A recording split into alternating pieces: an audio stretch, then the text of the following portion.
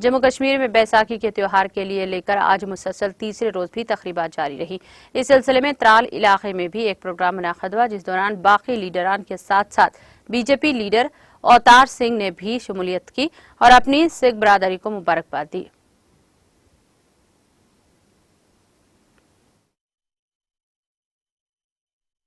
आज उसी संदर्भ में हम अपनी संगत को बैसाखी की बधाई मुबारकबाद देने के लिए आया हूं।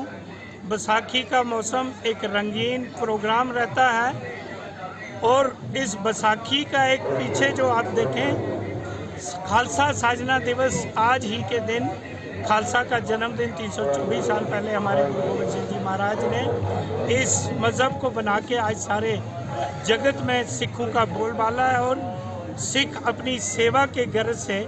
से अपने डिसिप्लिन की वजह से आगे बढ़े हैं और हमें फ़ख्र है कि मैं भी एक सिख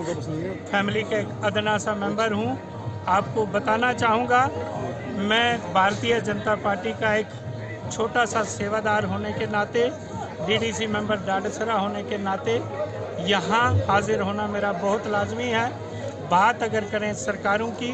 बात अगर करें कंपटीशन की, मैं आपको खुले दिल से कहना चाहता हूँ, अल्लाह का फजल है, अवतार सिंह ने अपनी जगह त्राल इलाके क्या सारे जम्मू कश्मीर के लोगों के दिलों में बना चुका है। उस